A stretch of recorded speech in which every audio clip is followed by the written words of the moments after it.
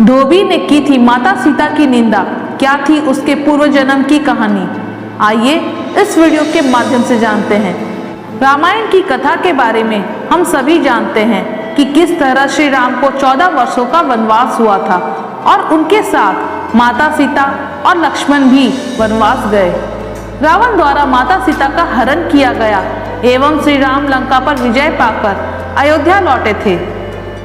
लेकिन अयोध्या लौटने के बाद एक धोबी के द्वारा माता सीता की निंदा की गई थी, जिसके कारण श्री राम ने सीता जी को छोड़ दिया था और सीता जी को गर्भवती अवस्था में श्री राम से दूर जंगल में जाकर रहना पड़ा था। लेकिन क्या आप इस धोबी के पूर्व जन्म का वृतांत जानते हैं जो सीता जी से ही जुड़ा था? तो आइए जानते हैं धोबी पूर्व जन्म में कौन था। स्वागत है आपका हमारे चैनल शिव की शक्ति एंड ब्लॉग में। शिव की शक्ति एंड ब्लॉग जो कि एक स्पेशल गिफ्ट अनाउंस करने वाला है, इसके लिए आपको हमारे चैनल को सब्सक्राइब करना होगा, वीडियो को लाइक करके अपने दोस्तों को शेयर करना होगा और हाँ, कमेंट जरूर करिएगा क्योंकि कमेंट करने वाले को ही सरप्राइज गिफ्ट मिलेगा। मिथिला नाम की नगरी में महाराज जनक राज्य करते थे।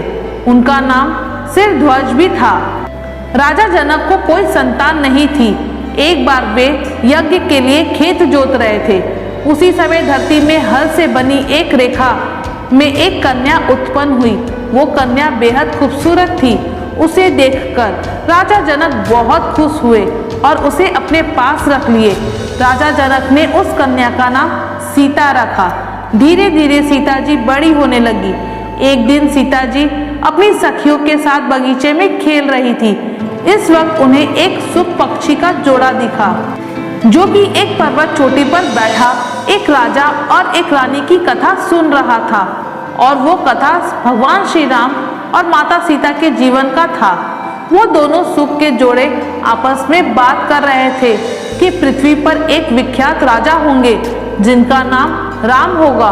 वो बहुत सुंदर होंगे। उनकी एक बहुत खूबसूरत महारानी होगी जिनका नाम सीता होगा।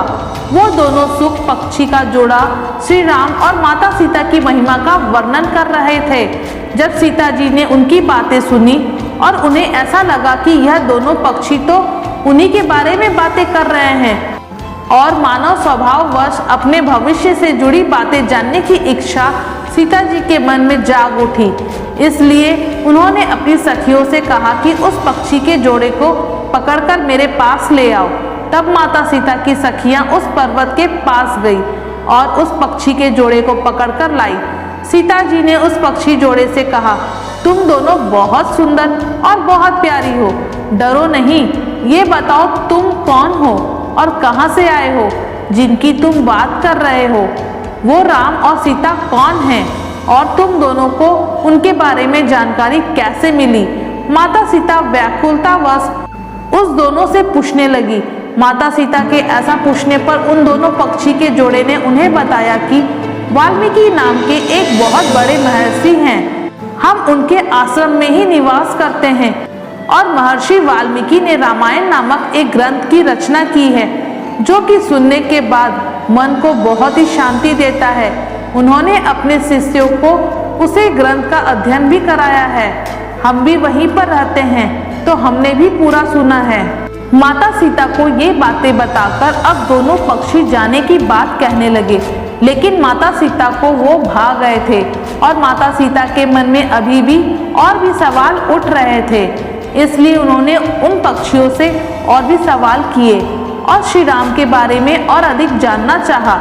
उनके इस तरह की उत्सुकता को देखकर वह सुखी समझ गई कि यह स्त्री ही स्वयं सीता है। उन्हें पहचानकर वह प्रेम पूर्वक श्री राम के बारे में बताने लगी। उसने श्री राम का बहुत खूबसूरत वर्णन किया और फिर उसने पूछा कि हे देवी, तुम कौन हो? पक्षियों की बातें सुनने के बाद माता सीता ने अपने बारे में बताया और कहा कि मैं राजा जनक की पुत्री जानकी हूँ। लेकिन उन्होंने उन पक्षियों से कहा, अब जब तक स्वयं श्री राम आकर मेरा वरण नहीं करते तब तक मैं तुम दोनों को यहाँ से नहीं जाने दूंगी। तुम दोनों मेरे साथ मेरे घर चलकर सुखपूर्वक रहो। इस पर सुकी ने कहा कि हम पक्षी हैं, जंगल में निवास करने वाले जीव हैं, इसलिए हमें जाने दीजिए। हम खुले आकाश में उड़ना पसंद करते हैं, ना कि चार दीवारी में कैद होकर रहना। इसलिए हम आपके घर पर सुखी नहीं रह पाएंगे और इस समय मैं गर्भवती हूँ। मुझे अपने स्थान पर जाने दो। हो सकेगा तो मैं अपने बच्चों को जन्म देने के बाद आपके पास आ जाऊंगी। लेकिन सीता जी ने उन्हें नहीं छोड़ा। इस पर शुक पक्षी ने भी उनसे प्रार्थना की और कहा कि मेरी पत्नी को छोड़ दो, यह गर्भवती है। जब यह बच्चों को जन्म दे देगी तब मैं इसे खुद आपके पास लेकर आऊंगा। लेकिन सीता जी ने मोहवश उसकी बातों को नहीं माना। अंत में जब सारे प्रयासों के बाद भी जब सीता जी ने उनको नहीं छोड़ा, तब निराश शुकी ने कहा कि लोग सही कहते हैं, किसी से कुछ कहना नहीं चाहिए, मौन रहकर रहना चाहिए। अगर हम यहाँ पर्वत पर बैठकर बात नहीं कर रहे होते तो शायद ऐसी स्थिति नहीं आती।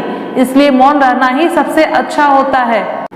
इसके बाद दुखी सुकी ने सीता जी को श्राप दिया और कहा, जिस प्रकार से आज तुम मुझे इस समय अपने पति से अलग कर रही हो, वैसे ही तुम्हें भी एक दिन श्री राम से अलग होना पड़ेगा।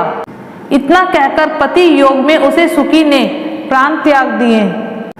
तब शुक पक्षी सुकी की मौत से बहुत विचलित हो उठा और उसने आतुर होकर कहा कि मैं मनुष्य रूप में श्री राम की नगरी अयोध्या में जन्म लूंगा और मेरे ही कहे गए वाक्य के कारण तुम्हें पति वियोग का भारी कष्ट झेलना पड़ेगा। और उसकी बात सच हुई। इसी कारण से शुक पक्षी ने मनुष्य योनि में धोबी के रूप में जन्म लिया और उसी धोबी के वचनों के कारण माता सीता को पति का वियोग हुआ और अपने पति श्री राम से दूर हो गई।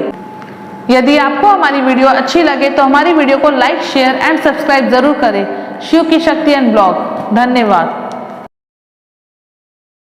स्वागत है आपका हमारे चैनल शिव की शक्ति एंड ब्लॉग में। शिव की शक्ति एंड ब्लॉग जो कि एक स्पेशल गिफ्ट अनाउंस करने वाला है, इसके लिए आपको हमारे चैनल को सब्सक्राइब करना होगा, वीडियो को लाइक करके अपने दोस्तों को शेयर करना होगा और हाँ, कमेंट जरूर करिएगा क्योंकि कमेंट करने वाले को ही सरप्राइज गिफ्ट मिलेगा। तब तक के लिए धन्यवाद। स्वागत है आपका हमारे चैनल शिव की शक्ति एंड ब्लॉग में। शिव की शक्ति एंड ब्लॉग जो कि एक स्पेशल गिफ्ट अनाउंस करने वाला है, इसके लिए आपको हमारे चैनल को सब्सक्राइब करना होगा, वीडियो को लाइक करके अपने दोस्तों को शेयर करना होगा और हाँ, कमेंट जरूर करिएगा क्योंकि कमेंट करने वाले को ही सरप्राइज गिफ्ट मिलेगा। तब तक के लिए धन्यवाद। स्वागत है आपका हमारे चैनल शिव की शक्ति एंड ब्लॉग में। शिव की शक्ति एंड ब्लॉग जो कि एक स्पेशल गिफ्ट अनाउंस करने वाला है, इसके लिए आपको हमारे चैनल को सब्सक्राइब करना होगा, वीडियो को लाइक करके अपने दोस्तों को शेयर करना होगा और हाँ, कमेंट जरूर करिएगा क्योंकि कमेंट करने वाले को ही सरप्राइज गिफ्ट मिलेगा। तब तक के लिए धन्यवाद।